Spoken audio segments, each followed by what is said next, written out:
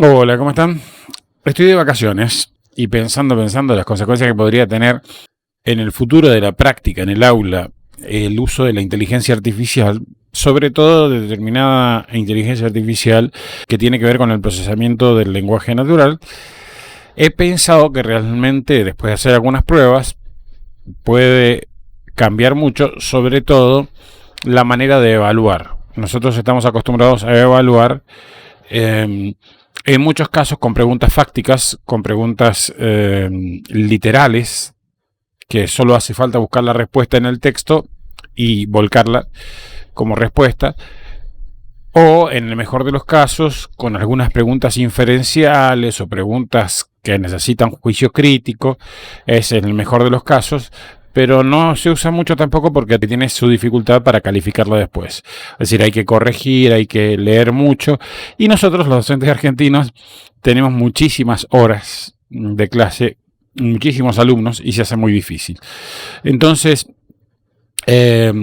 aún en el mejor de los casos, cuando hagamos preguntas críticas, preguntas de inferencia, yo creo que el tema de la inteligencia artificial va a influir. Vamos a hacer algunas preguntas a una inteligencia artificial que se llama ChatGPT, que la tienen aquí en pantalla. La forma de entrar es acá, como ven, chat.openai. OpenAI es inteligencia artificial abierta, digamos. Vendría a ser lo que trata de significar el dominio.com. Una vez que entran allí, pueden crear su cuenta o pueden loguearse si ya tienen la cuenta creada. Como yo ya la tengo creada, voy a loguearme, voy a hacer clic aquí y voy a entrar con mi cuenta de Google.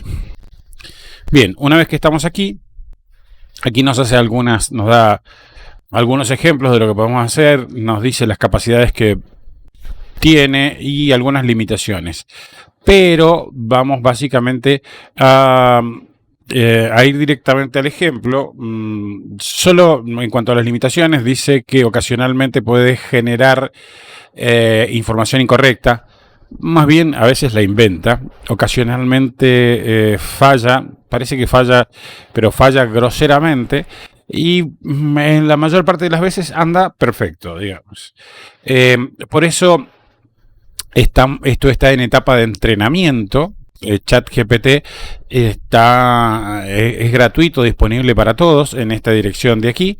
En algún momento se va a cobrar. Y creo que ahora están aprovechando que millones de personas la estamos usando para entrenarla y para que cuando la cobren tengan menos dificultades. De momento tiene bastantes dificultades. Probablemente en la experimentación que vamos a hacer se encuentren algunos problemas. Ocasionalmente puede dar instrucciones que pueden ser nocivas o peligrosas y contenido sesgado, digamos. Eso es otro de los errores. Y claramente nosotros cuando hemos hecho videos anteriores siempre decimos que la inteligencia artificial tiene los sesgos que tienen las inteligencias con las que se entrenan. Básicamente ahora se está entrenando con nosotros y ha recibido un entrenamiento hasta el 2021. Ven que acá dice conocimientos limitados al mundo o los eventos del mundo antes de 2021, porque hasta ahí se produjo el corte. Bueno, vamos a empezar con preguntas que yo ya tengo escritas para evitarme demoras. Algunas preguntas de tipo fácticas, de tipo literales, que, atención, el sistema no se conecta, si bien está conectado a internet para chatear con nosotros, no se conecta a internet, por lo tanto no dispone de información actualizada, dispone de información que estaba disponible a 2021.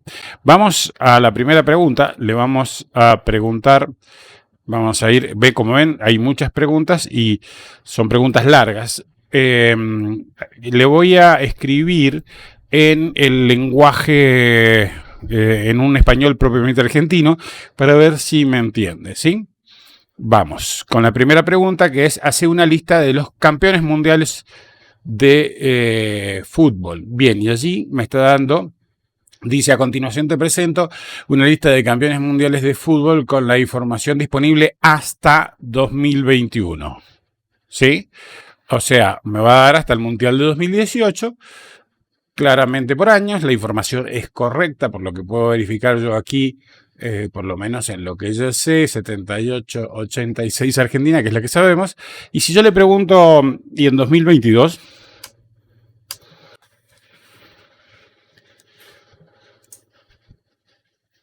Lo siento, pero como soy un modelo de lenguaje entrenado por OpenAI, no tengo acceso a la información más reciente de lo que fue disponible para mi entrenamiento. Con los anteojos no estoy viendo muy bien. Vamos a ampliar un poquito la letra para poder verlo mejor. Dice, mi conocimiento se detiene en 2021, por lo que no puedo proporcionarte información sobre eventos o campeonatos que ocurrieron después de esa fecha. Básicamente está bien. Le podríamos hacer algún otro tipo de pregunta, pero vamos a ir directamente a lo que tenemos planeado. Vamos a preguntar qué selecciones tienen más chance de ganar la próxima Copa del Mundo. A ver qué dice. Esto ya es un poquito más complejo. Vamos a ver. Dice, es difícil predecir con certeza qué selecciones tendrán más posibilidades de ganar la próxima Copa del Mundo de fútbol, ya que el resultado final dependerá de muchos factores como el rendimiento y la forma física de los jugadores, la estrategia y el juego del equipo y el desempeño de los oponentes. En general, suele considerarse que las selecciones que han tenido éxito en el pasado o tienen una fuerte base de jugadores talentosos y experimentados tienen más posibilidades de tener un buen desempeño en la Copa del Mundo. Algunas de las selecciones que suelen mencionarse como favoritas para ganar el título incluyen Brasil, Argentina, Alemania, España, Francia, Uruguay. No estuvo tan lejos, ¿no? Bueno, no voy a leer todo porque verdaderamente es complejo.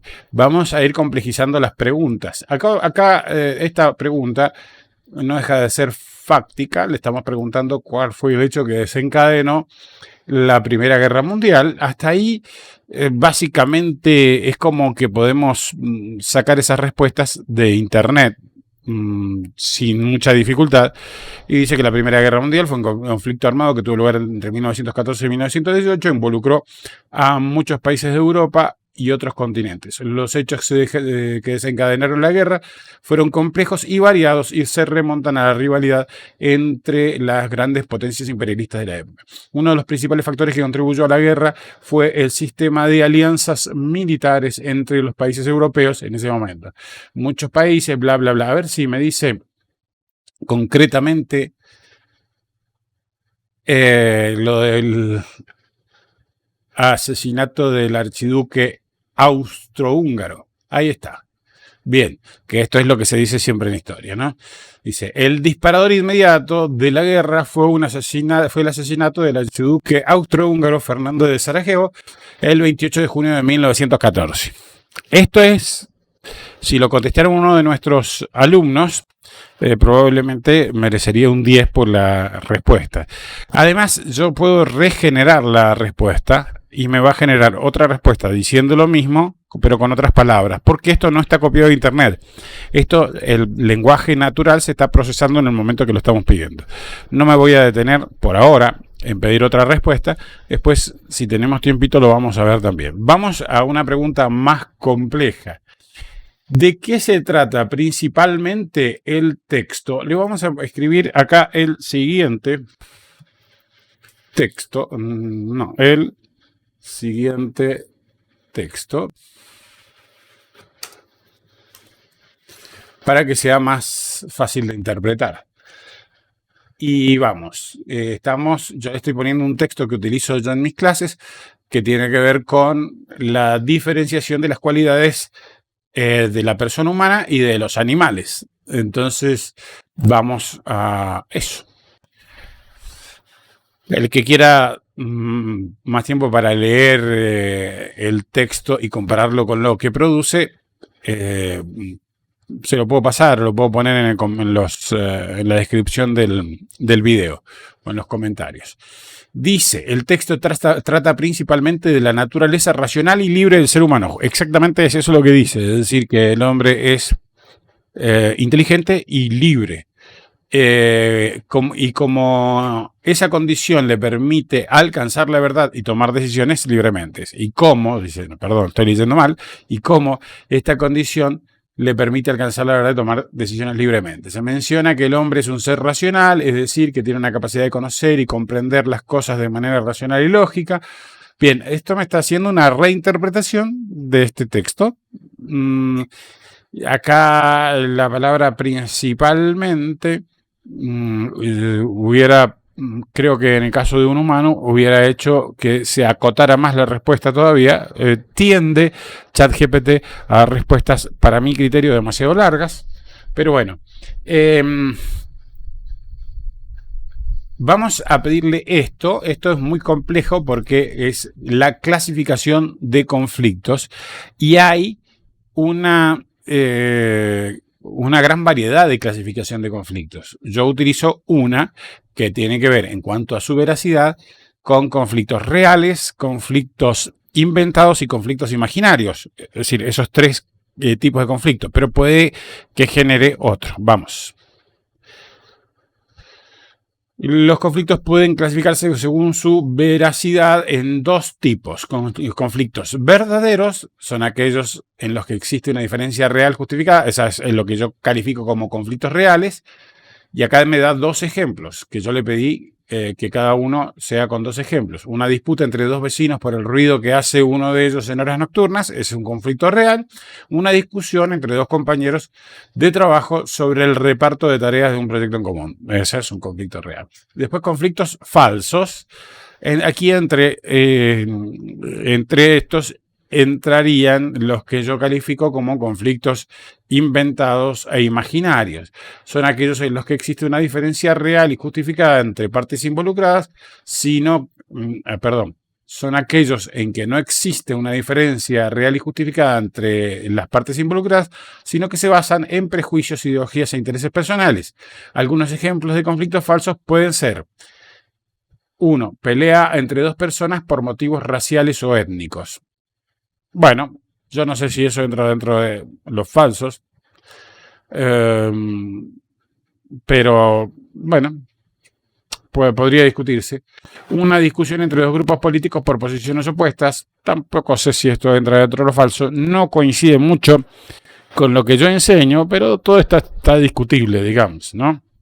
Vamos a la siguiente pregunta, siguiendo con el tema de conflictos. Este ya es un poco más complicado porque voy a hacer referencia a un caso y le voy a decir que me lo clasifique según su veracidad, un caso de conflicto, y que me lo clasifique según su veracidad. Para mí es un conflicto real en el concepto de la máquina, debería ser un conflicto verdadero, pero vamos a ver. En este caso podemos clasificar un conflicto como verdadero, sí. Esto se debe a que existe una diferencia real y justificada entre Pablo y Adrián, que es el incumplimiento de pago de alquiler por parte de Adrián. Fíjense cómo analiza el texto y lo desglosa, realmente es muy bueno. Me sorprende. Yo, si esto me hubieran dicho hace 3 años que iba a poder hacerlo una máquina, esto hubiera dicho: es imposible, ciencia ficción.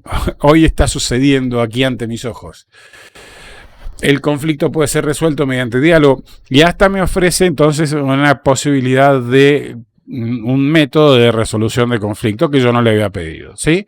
Y me sugiere, por ejemplo, Adrián puede proponer una reducción temporal del alquiler hasta que vuelva a tener trabajo y pueda hacer frente a sus obligaciones financieras, mientras que Pablo puede ofrecer opciones de pago aplazado. Bueno, o sea, bien. Interesante. Está entendiendo, no sé si se dan cuenta, está entendiendo, porque hasta aquí la cosa era una clasificación, era algo que podía, pero ahora está entendiendo lo que yo le estoy diciendo. Vamos a la siguiente. Esta es mucho más compleja. Le voy a pedir que sintetice un largo texto en el que yo le doy a mis alumnos, que son 14 consejos, podríamos decir, para elaborar un buen currículum vitae. Ya no sé, creo que ya ni siquiera se van a elaborar el currículum vitae, ya como que casi son cada vez menos necesarios, pero bueno, vamos a pegar. Es un texto muy largo, tiene 14 puntos claramente definidos, por lo cual al procesador de lenguaje natural se le haría relativamente fácil encontrar los puntos principales. Veamos. Le estoy pidiendo, a ver cómo fue la pregunta concretamente, sintetiza muy brevemente, por lo cual yo, si me tocara, tomaría parte de los títulos. El currículum vitae es un documento que resume la información biográfica, académica, laboral y personal de una persona con el fin de obtener un trabajo. Es importante tener un currículum claro, primer punto. Fácil de leer y bien estructurado. Todo eso está en el primer punto. Utilizando un lenguaje sencillo, destacado y relevante para el puesto al que se opta, ¿sí? Además, puede incluir una carta de presentación. Bien, me está faltando algo de la fotografía o algo así. Para hablar de las actitudes de las personas. Algunos consejos para hacer un buen currículum son tener una estructura clara, utilizar frases cortas, elegir una fotografía apropiada, proporcionar información actualizada y verificar que no hay errores de ortografía. Bien, bastante bien. Le pedí que sea muy breve. Está entendiendo el texto. Ustedes se dan cuenta. Bien, vamos a otra pregunta. Lo que expresa el siguiente texto son hechos u opiniones. Entonces le pongo un texto extraído de un diario, que para mí es claramente de opinión, y le vamos a preguntar si eso que está expresado allí son hechos u opiniones. Veamos. En este texto se expresan tanto hechos como opiniones. Algunos hechos mencionados son la polarización política en los últimos años y el hecho de que algunos periodistas se hayan involucrado en ella. Sin embargo, la afirmación del deterioro de la credibilidad de la prensa tiene que ver con la polarización política, tiene que ver con la polarización política, es una opinión. Sin embargo, la afirmación de que el deterioro de la credibilidad de prensa tiene que ver con la polarización política es una opinión, ya que no se presenta ningún tipo de prueba o evidencia para respaldarla. También es una opinión personal el hecho de que el autor se haya mantenido alejado de los bandos políticos y haya desarrollado gran parte de su carrera fuera de España. Básicamente, este es el texto. Me parece correcto. Para mí son puras opiniones, pero lo cierto es que cuando califica que hay hechos, la polarización política de los últimos años, algunos periodistas se han involucrado en ella, bien, sí, pueden ser calificados como hechos. Bien, sigamos.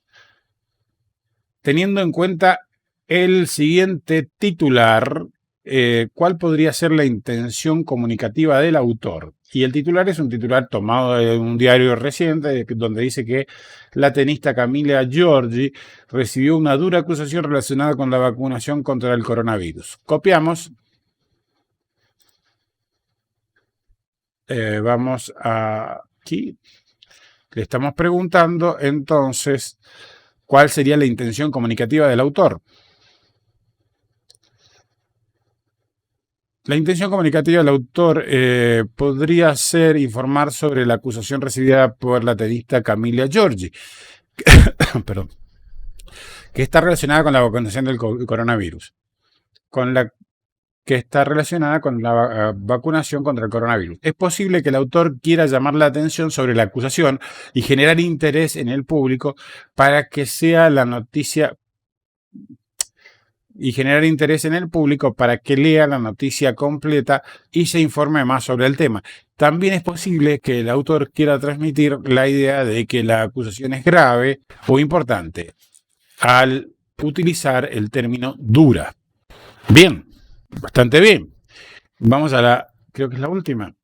Vamos a hacer referencia a lo que ya le preguntamos y le vamos a decir que ese titular lo quiero que me lo genere con más clickbait.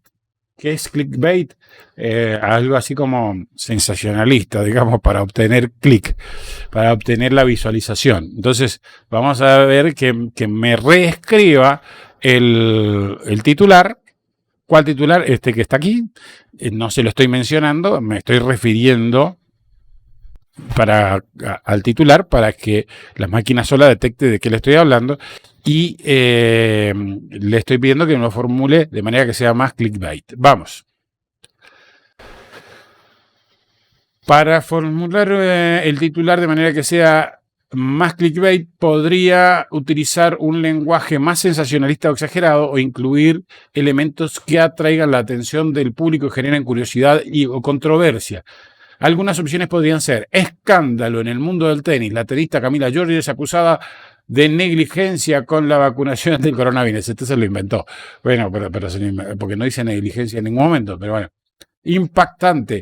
Impactante revelación. La tenista Camila Giorgi en el ojo del huracán por una actitud frente a la vacunación contra el coronavirus. Bien, porque no sabe exactamente de qué se trata la noticia, entonces tiene que basarse solo en lo que dice el titular. De todo modo, acá la palabra negligencia me parece que no estaba. Le estamos pidiendo de todos modos que haga algo más clickbait, es decir, que sea más sensacionalista, por decir así. Sensacional. La tenista Camila Giorgi es acusada de poner en peligro a su compañero de profesión al no vacunarse contra el coronavirus. Eso no lo dice ni siquiera la noticia. Yo leí la noticia completa, pero bueno, se lo está inventando. Es una de las cuestiones propiamente que puede cometer errores y bueno, esto obviamente que requiere la verificación humana, pero mi principal reflexión al respecto es que yo le estoy haciendo preguntas que haría a un alumno, algunas que son muy fáciles de que las reformulo o que las responda una máquina, que son las preguntas más directas, más literales, más fácticas. Pero le estoy haciendo preguntas de interpretación, preguntas más inferenciales, o sea, que producen una respuesta de inferencia de parte del alumno. Ustedes juzgarán, yo no voy a juzgar por ustedes. Ustedes, los que me escuchan, son mayormente docentes y van a ver el tipo de respuestas. Además, lo pueden experimentar por ustedes mismos, realmente. No hace falta que se basen en mi experiencia. Como vemos, no es perfecto el sistema, pero es mucho más de lo esperable, por lo menos de lo que yo esperaba. Yo he sido una persona durante mucho tiempo tecnooptimista, y entonces esperaba un gran avance de la tecnología, pero la verdad que no me esperaba este. Hoy soy más tirando a tecnopesimista o realista, no sé cómo decirlo, pero ya no me creo que la tecnología soluciona el mundo o soluciona la educación. Ahora, esto va a crear un gran problema, realmente. Esto va a crear un gran problema a la hora de evaluar, de formular preguntas en las evaluaciones. Yo ya me estoy jubilando, pero mis compañeros, probablemente el resto de los docentes, a los que, sobre todo los jóvenes que hoy empiezan, se van a topar con estas cosas y van a tener que pensar cómo es que formula las preguntas. Me olvidé de hacer una cosa. Yo puedo, por ejemplo, estoy en esta última pregunta y en esta última respuesta y le puedo pedir que me reescriba la respuesta, porque no lo toma de internet, insisto, esto está tomado de una base de datos y está formulado con un sistema de procesamiento de lenguaje natural. Entonces le pido que me regenere la respuesta, vamos a ver qué hace. Estamos hablando del clickbait, ¿no? Y bueno, acá me está reformulando y me explica o sea, acá me da el titular y me explica por qué es más clickbait. Ven que es completamente diferente. Bueno, no completamente diferente, pero sí muy diferente a la respuesta anterior. Acá está. Esta es la primera respuesta y esta es la segunda respuesta regenerada. Y le puedo pedir que lo vuelva a hacer y ahí va a seguir escribiendo. Entonces, por ejemplo, si nosotros generamos una pregunta, nuestros alumnos podrían juntarse en una casa mientras toman unos mates. Salud.